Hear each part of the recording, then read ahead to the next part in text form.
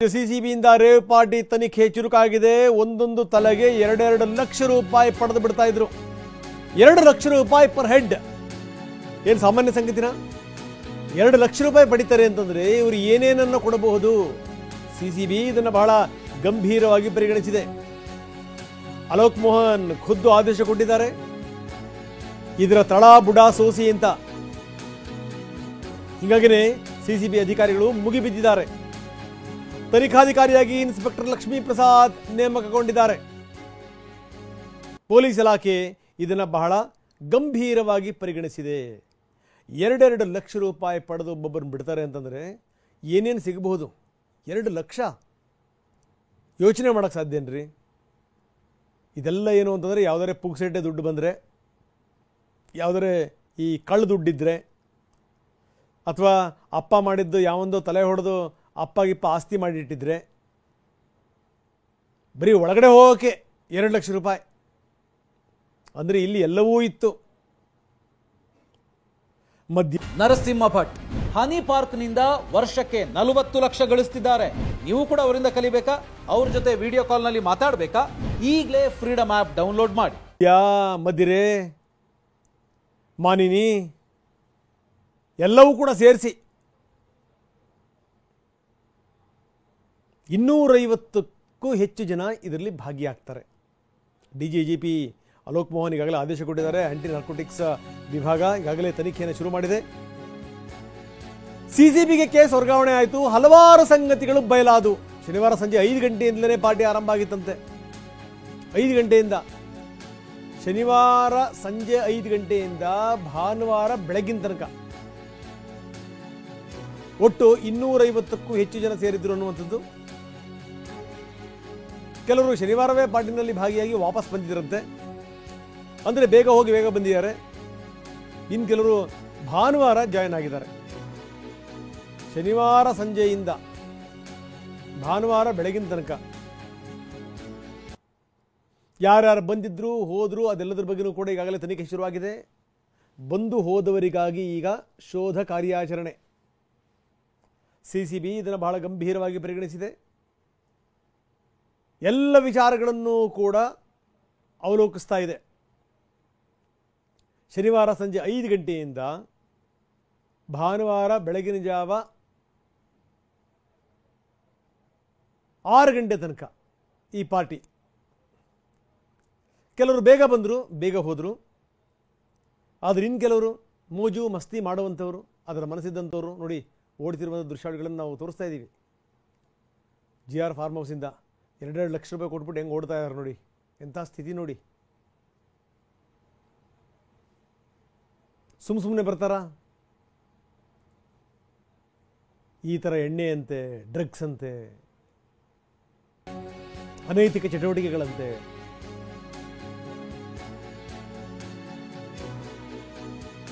ನೆಪಕ್ಕೆ Vasu birthday ಅಂತ ಪಾರ್ಟಿನ ಆಯೋಜನೆ ಮಾಡಲಾಗಿತ್ತು. ಆದರೆ ಆಯೋಜಕ ವಾಸು ಅಲ್ಲಿರಲೇ ಇಲ್ಲ. ಪೊಲೀಸರು ಕೇಳಿದ್ರೆ ನಾವು ಬರ್ಡೇ ಬಂದಿದ್ದೀವಿ ಅಂತ ಹೇಳ್ತಾ ಇದ್ರು. ನಾವೆಲ್ಲ ವಾಸು ಸ್ನೇಹಿತರು, ಫ್ರೆಂಡ್ಸ್ ಅಂತ ಹೇಳಿ ಅಂತ ಮೊದಲೇ ಸೂಚನೆ ಕೊಟ್ಟಿದ್ರು.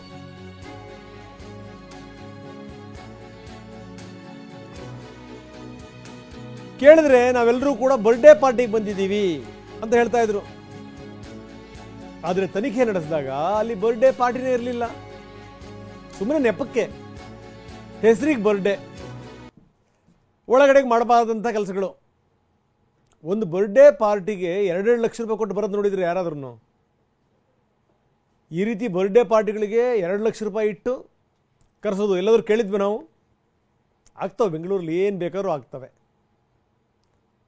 ಬೆಂಗಳೂರು ನಾವೇನು ಅಂದ್ಕೊಂಡಿದ್ದೀವಲ್ಲ, ಈ ಪ್ರಪಂಚ ಬೇರೆ. ಬೆಂಗಳೂರಲ್ಲಿ ನಮಗೆ ನಿಮಗೆ ಪರಿಚಯ ಇಲ್ಲದ ಒಂದು ವಿಚಿತ್ರ ಪ್ರಪಂಚ ಇದೆ. ಅದನ್ನು ನೀವು ಊಹಿಸ್ಲಿಕ್ಕೂ ಸಾಧ್ಯ ಇಲ್ಲ ಜನಸಾಮಾನ್ಯರು. ಅಂಥ ಹಲ್ಕಟ್ಗಿರಿಯ ಆಗರ, ಅಲ್ಲಿ ಏನೇನು ಆಗಬಾರ್ದಲ್ಲ ಎಲ್ಲವೂ ಕೂಡ ಆಗುತ್ತೆ. ಎಲ್ಲವೂ ಕೂಡ ಅದೇ ಒಂದು ಬೇರೆ ಪ್ರಪಂಚ ಬಿಡಿ. ಅದು ಆ ಪ್ರಪಂಚ ನಾವು ಕಲ್ಪಿಸ್ಲಿಕ್ಕೂ ಸಾಧ್ಯ ಇಲ್ಲ. ಆ ಪ್ರಪಂಚದ ಒಳಗಡೆ ಹೋಗಲಿಕ್ಕೂ ಸಾಧ್ಯ ಇಲ್ಲ. ಅದೆಲ್ಲ ಏನು ಅಂತಂದರೆ ಉಳ್ಳವರು ಇದ್ದಂಥವರು ತಲೆ ಹೊಡೆದು ದುಡ್ಡು ಸಂಪಾದನೆ ಮಾಡಿರ್ತಾರಲ್ಲ, ವಿಪರೀತವಾಗಿ ಅಪ್ಪನೋ ಅಜ್ಜನೋ ಮಾಡಿಟ್ರೆ ಆಸ್ತಿ ಇರುತ್ತಲ್ಲ ಅದನ್ನು ಕರಗಿಸೋದು ಹೆಂಗೆ ಹೇಳಿ. ಅಂಥವರು ಈ ಮೋಜು ಮಸ್ತಿ ಮಜಾ ಉಡಾಯಿಸೋಕ್ಕೋಸ್ಕರ ಪಾಪ ಅವ್ರು ಆಸ್ತಿ ಪಾಸ್ತಿ ಮಾಡಿಟ್ಟಿರ್ತಾರೆ. ಇವ್ರಿಗೆ ಏನು ಗೊತ್ತೇ, ಇವರಿಗೆ ಅವ್ರ ಅಜ್ಜ ಹೆಂಗೆ ಆಸ್ತಿ ಮಾಡ್ದ, ಅವ್ರ ಅಪ್ಪ ಹೆಂಗೆ ಆಸ್ತಿ ಮಾಡ್ದ, ಅದು ಯಾವುದೂ ಕೂಡ ಗೊತ್ತಿರಲ್ಲ. ಮಜಾ ಮಾಡೋದು ಮಾತ್ರ ಗೊತ್ತಿರುತ್ತೆ. ಯಾಕಂದ್ರೆ ಅವ್ರು ಯಾರೋ ಕಷ್ಟಪಟ್ಟು ಮಾಡಿದ್ರೇನೋ ಪ್ರಶ್ನೆ ಬೇರೆ. ಆದರೆ ಇವನಿಗೇನು ಕಷ್ಟ ಗೊತ್ತಿರುತ್ತೆ, ಬೆಳ್ಳಿ ಸ್ಪೂನು ಬಂಗಾರ ಸ್ಪೂನ್ ಇಟ್ಕೊಂಡು ಹುಟ್ಟಿದವ್ರಿಗೆ. ಈಗ ನೋಡಿ, ಈಗ ಒಂದು ದೊಡ್ಡದೊಂದು ಪ್ರಶ್ನೆ ಏನು ಅಂತಂದರೆ, ಬೆಂಗಳೂರಲ್ಲಿ ಶ್ರೀಮಂತರಿಗೆ ದೊಡ್ಡ ಚಿಂತೆ ಏನಪ್ಪ ಅಂತಂದರೆ, ನಮ್ಮ ಮಕ್ಕಳು ನಮ್ಮ ಆಸ್ತಿ ಉಳಿಸ್ಬಿಟ್ರೆ ಸಾಕು ಅಂತ, ಬೆಳೆಸೋದು ಬೇಡ, ಅವರು ಉಳಿಸ್ಬಿಟ್ರೆ ಸಾಕು ಅಂತ ಅಂಥವರೆಲ್ಲ ಸೇರ್ಕೊಂಡು ಮಾಡುವಂಥ ಪಾರ್ಟಿ. ಪಾರ್ಟಿಯಲ್ಲಿ ಡ್ರಗ್ಸ್ ಅಂತೆ, ಸೆಕ್ಸ್ ಅಂತೆ, ಒಂದಾ ಎರಡ.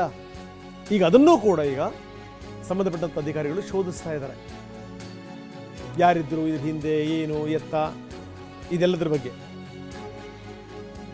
ಹೆಸರಿಗೆ ವಾಸು ಬರ್ಡೇ ಮಾಡ್ಕೊಳ್ತಿರುವಂಥ ವ್ಯಕ್ತಿನೇ ಇಲ್ಲ. ಬರ್ಡೇಗೆ 2 ಲಕ್ಷ ರೂಪಾಯಿ.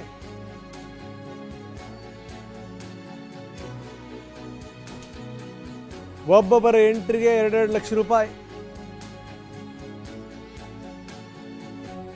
ಬರ್ಡೇ ಪಾರ್ಟಿ ಹೆಸರಲ್ಲಿ ರೇವ್ ಪಾರ್ಟಿ ನಡೆದಿತ್ತು. ರೇವ್ ಪಾರ್ಟಿ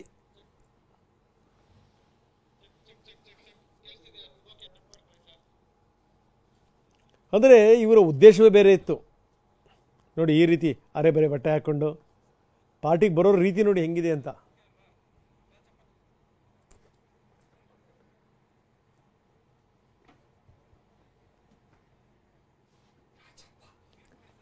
ನಮ್ಮ ಪ್ರತಿನಿಧಿ ರಾಚಪ್ಪ ಈಗ ನಮ್ಮೊಂದಿಗೆ ನೇರ ಸಂಪರ್ಕದಲ್ಲಿದ್ದಾರೆ. ಈ ಸ್ಥಿತಿಗತಿಗಳು ಯಾವ ರೀತಿ ಇದೆ, ಏನು, ಬನ್ನಿ ಅದರ ಬಗ್ಗೆ ಒಂದಿಷ್ಟು ಮಾತಾಡೋಣ. ರಾಚಪ್ಪ, ನಾವು ನೋಡ್ತಾ ಇದ್ದೀವಿ, ಒಂದು ತಲೆಗೆ 2 ಲಕ್ಷ ರೂಪಾಯಿ. ಏನು ಸಾಮಾನ್ಯ ಸಂಗತಿನ? ಯಾರಾದರೂ ದುಡ್ದಿರೋರು ಇಂಥ ಪಾರ್ಟಿಗಳಿಗೆ ಹೋಗೋಕ್ಕೆ ಸಾಧ್ಯನಾ?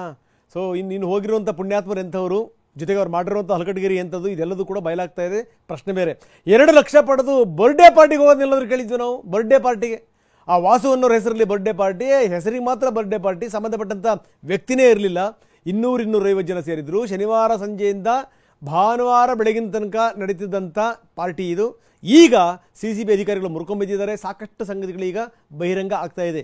ಏನೇನು ಸಂಗತಿಗಳಿವೆ ಒಳಗಡೆಯ ಸಂಗತಿಗಳು?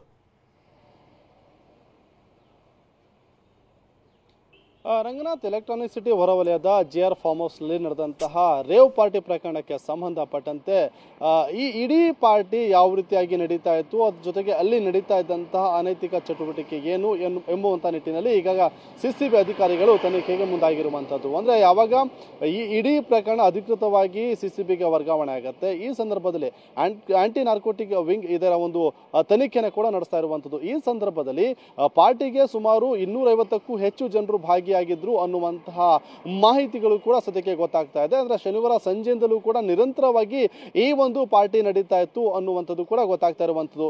ಯಾವಾಗ ವಾಸು ಒಬ್ಬ ಈವೆಂಟ್ ಮ್ಯಾನೇಜ್ಮೆಂಟ್ ಕಂಪನಿ ನಡೆಸ್ತಾ ಇದ್ದ ಅನ್ನುವಂತಹ ವಿಚಾರ ಬಯಲಾಗುತ್ತೆ, ಈ ಸಂದರ್ಭದಲ್ಲಿ ಸಹಜವಾಗಿ CCB ಪೊಲೀಸರಿಗೆ ಒಂದು ಅನುಮಾನ ಕೂಡ ಮೂಡುತ್ತೆ. ಅಂದ್ರೆ ಈವೆಂಟ್ ಮ್ಯಾನೇಜ್ಮೆಂಟ್ ಕಂಪನಿ ನಡೆಸುವಂತಹ ವ್ಯಕ್ತಿ ಯಾವಾಗಲೂ ಕೂಡ ಲಾಭಕ್ಕೋಸ್ಕರ ಏನನ್ನಾದ್ರೂ ಮಾಡ್ತಾನೆ, ಈವೆಂಟ್ ಅನ್ನ ಮಾಡ್ತಾನೆ. ಆದ್ರೆ ತನ್ನ ಬರ್ಡೇಗೆ ಇಷ್ಟೊಂದು ಜನರಿಗೆ ಕರೆಸ್ಕೊಂಡು ಅಲ್ಲಿ ಡ್ರಗ್ಸ್ ಅನ್ನ ಕೊಡುವಂತಹ ಅನಿವಾರ್ಯತೆ ಆತನಿಗೆ ಏನಿತ್ತು ಅನ್ನುವಂತಹ ಸಹಜವಾದಂತಹ ಅನುಮಾನ ಕೂಡ CCB ಪೊಲೀಸರಿಗೆ ಮೂಡುತ್ತೆ.